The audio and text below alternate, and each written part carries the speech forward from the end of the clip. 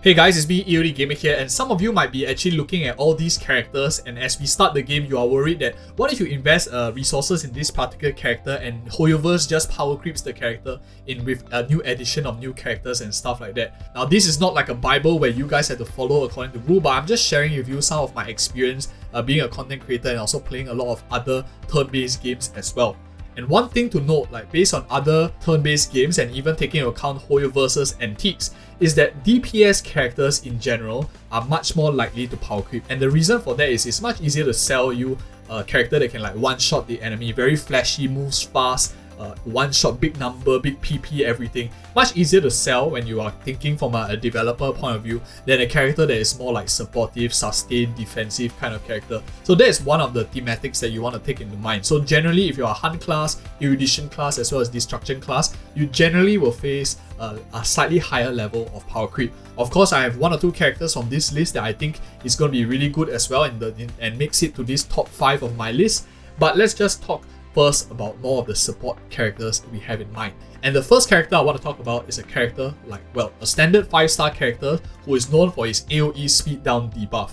One reason why it makes him very hard to power creep is he's already the best in class element for speed downing. For those of you who don't know, elements have the 7 elements. When you weakness break an enemy, there are different effects that you proc on an enemy.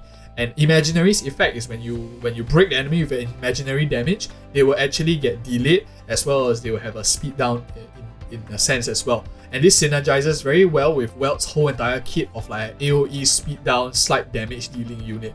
And the only way to really like power creep him is you need to have very specific criteria, like you need another imaginary character that maybe is of the preservation class so you can pseudo debuff and shield at the same time, or maybe a pure damage dealer with imaginary and AoE speed down. Very, very niche, and it requires too many factors and to just power creep one character. I don't think a developer will likely do that, and even if they do, you can just run each one in one side. Works really fine as well. So I think Welt will be the first character up on the top of my list in terms of the hardest character to power creep. And of course, the next character that I have in mind is a character like Silverwolf. This one's kinda intuitive to most of you if you read the kits and you have seen my other tier list videos as well. In terms of Silverwolf, the reason why she's very hard to power creep is because she's of quantum element and she already drops weakness breaking as well as a full suite of like debuffing in her kit. The only way to really like quote unquote power creep her will maybe to make like a fire Silverwolf, or maybe like a imaginary Silverwolf where it's mostly focused on like mono imaginary teams and fire teams. But I wouldn't even call that power creep. It's more like lateral moving the type of character.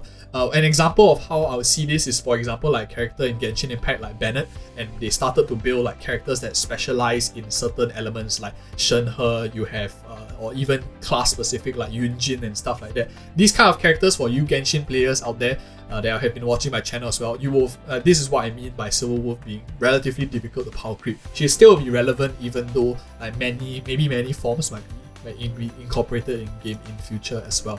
So those are some of my first two thoughts on these two characters. Now the next character I have on the list, which might come as a surprise to some of you, will actually be a character like Clara. Clara's inherent kit is a counter-attacking, very slow counter-attacking style, and she revolves around like damage reductions, drawing aggro to herself to protect her team in terms of doing a lot of counter damage play, taking damage reduction. These kind of characters in general are a little bit more difficult to power creep because it's harder to sell also in a sense for the company, unless they shift the whole meta from like speed and damage dealers to more of a more defensive kind of role. Clara in a sense does fulfill these kind of counter cleave plays, or maybe more bruiser team comps much better, and it's a little bit difficult to power creep her. And we might see it even harder to power creep her if they introduce maybe a relic set with some sort of lifesteal as well. I think that she fits into many team comps and she doesn't really won't really get power crept in totality moving forward as well. So some things to know.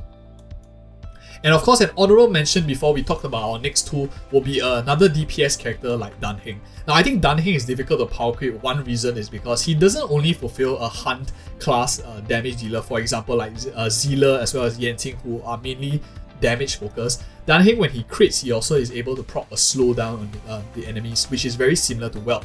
And by nature of power creep, in a sense, it's very difficult to power creep a character who is able to fulfill many different roles and is a very flexible playstyle. And Dan Heng is an example of a character like that. I think it's going to be hard to power creep him, and if he is power crept in terms of damage, he can always be a supportive boss controller in terms of speed down as well. So one of the honorable mentions that I have on this list who is a damage dealer but not really a damage dealer as well.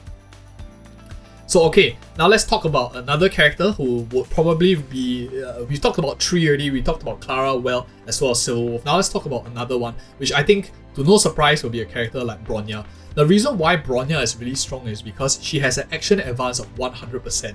So no matter how slow the target is going, you bump that character up to the front and they will always be the next in line to act. That is a very, very strong factor already, because she manipulates turn order. But not only that, she also provides AoE attack and crit damage buffs, which scale very well into the late game as more and more characters get a higher amounts of crit rate as well to make use of her crit damage buffs. Very difficult character to really power creep, because the only way you can purely power creep her is if you have a character that even moves the whole team action advance 100%, which is very unlikely. And even if you have a character that advances multiple by 80%, it might not be as strong as a 100% guaranteed advance, because you have that gap in that order as well. Or maybe you add in an RNG character that buffs based on RNG. That still won't be as reliable as Bronya.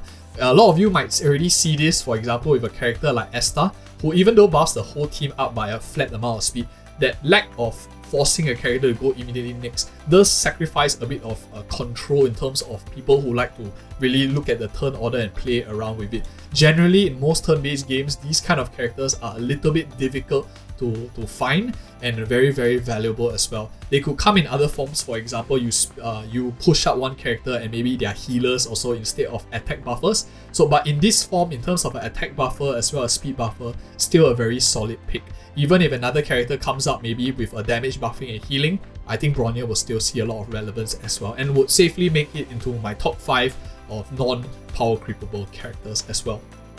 And okay, now before we get into my personal top character who is very difficult to power creep, I think another character that is really interesting is a character like Gepard in terms of honorable mention. One of the reasons is because, as mentioned in the start of the video, defensive characters generally do not see as much of the market in terms of players wanting to pull for defensive characters who really don't do much damage and focus on preserving characters. You see this, for example, in a lot of games where your defenders really don't get too much limelight and everyone is just focusing on the damage dealers. Gepard is a pure shielder who has a very, very thick, chunky shield. He has an inbuilt revive in his kit, AoE shielding, and a decent amount of damage coming from his kit as well.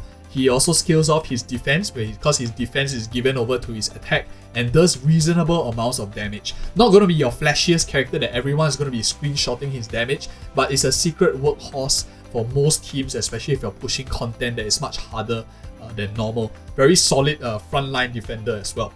I think defenders in general like Gepard will be very hard to power creep. Other defenders might come up in other different elements, but I think in terms of the amount of shielding he provides together the revive, very hard to find in a character all in one in his kit, and I think that's something to consider as well. And of course, the last character I have on this list in terms of my personal top 1, you guys don't have to rank it in order. Really, any of these top 5 characters can make it in any order, but the concepts roughly apply, and that will be a character like Kafka. I think why Kafka is, she's not only a damage dealer in terms of AoE damage focus, but she's also a nihility character in terms of playing both into an AoE team. She has a single target passive where it does a lot of damage, so she can be played into a single target speed focused team, an attack focused team, or even a damage over time focused team. She is relatively tanky with a lot of HP tracers and also damage reduction in her kit if the enemy is shot. This makes her play very well into bruiser teams, into speed teams, cleave teams, and a lot of variations as well. Currently, what we don't see in the meta is damage over time characters, for example like Sampo, and eventually you can expect that game developers will want to rotate the meta a little bit and sell you more damage over time characters. Then Kafka will also be seeing even more amounts of play, and she's just such a very flexible character to play good defensive ability, good offensive ability, fits into most teams that want to do damage, self-procs as well, so it's very independent. I think this is a character that is probably one of the most flexible damage dealers come nihility supports in the game as well. Not to be slapped on, and probably my top pick in terms of versatility moving forward, and it's also one of my favorite characters in the game as well. And if you like such content or you want to see team compositions for these videos, like this Kafka one right here, do click on this video and check out these other videos as well. Thank you so much for watching, and see you in the next video.